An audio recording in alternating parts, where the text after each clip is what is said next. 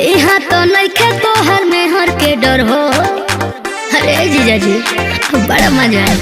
10 साल ऐसन हवे ना ताकि